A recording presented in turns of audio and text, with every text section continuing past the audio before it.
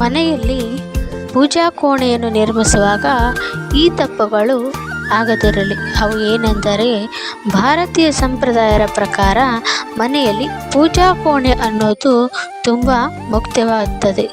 ಮನೆಯ ಸುಖ ಸಮೃದ್ಧಿಗಾಗಿ ಪೂಜಾ ಕೋಣೆ ಇರಲೇಬೇಕು.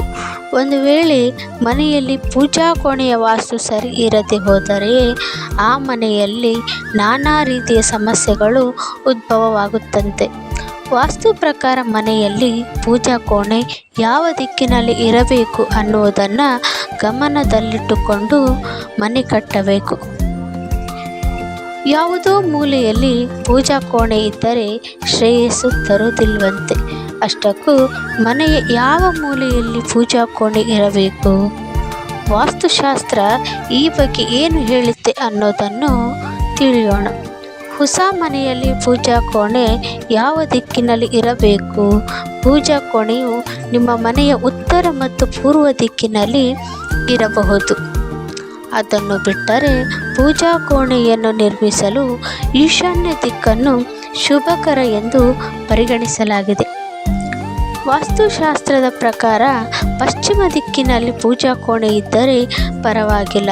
ಆದರೆ ಯಾವುದೇ ಕಾರಣಕ್ಕೂ ದಕ್ಷಿಣ ದಿಕ್ಕಿನಲ್ಲಿ ಪೂಜಾ ಕೋಣೆಯನ್ನು ಸ್ಥಾಪಿಸಲೇಬೇಡಿ.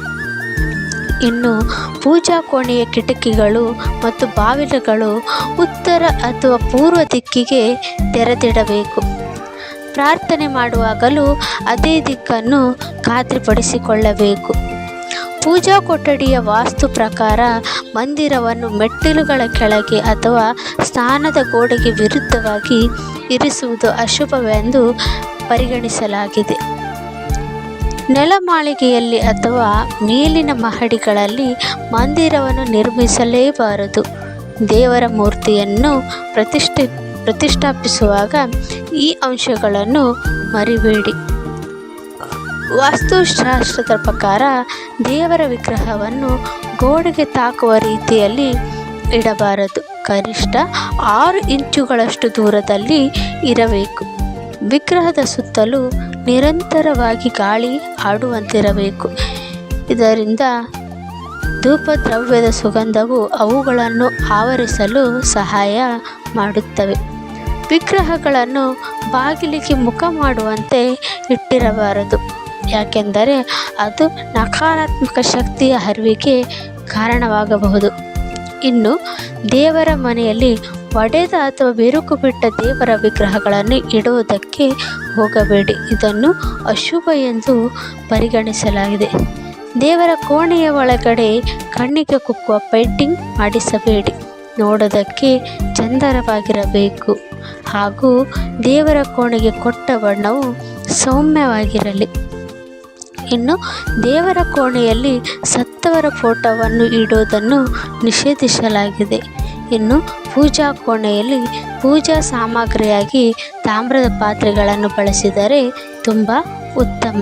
ಇನ್ನು ಪೂಜಾ ಕೋಣೆಯ ವಾಸ್ತುವಿನ ಪ್ರಕಾರ ಅಗ್ನಿಕುಂಡ ದೀಪಗಳನ್ನು ಆಗ್ನೇಯ ದಿಕ್ಕಿನಲ್ಲಿಟ್ಟರೆ ಉತ್ತಮ. ಮನೆ ಚಿಕ್ಕದಿದ್ದಾಗ ಏನು ಮಾಡಬೇಕು? ಅನೇಕರ ಮನೆ ಚಿಕ್ಕದಿರುತ್ತದೆ.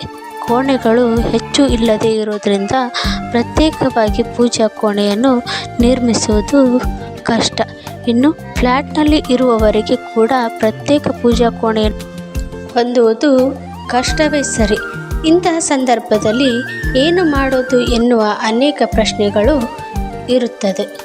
ಮುಂದಿನ ಮಾಹಿತಿ ಪಾರ್ಟ್ 2ನಲ್ಲಿ ಬರುತ್ತದೆ. ಇನ್ನೂ ಹೆಚ್ಚಿನ ಮಾಹಿತಿಗೆ ಚಾನಲ್ ಸಬ್ಸ್ಕ್ರೈಬ್ ಮಾಡಿ. ನೋಡಿದ್ದಕ್ಕಾಗಿ ಧನ್ಯವಾದ.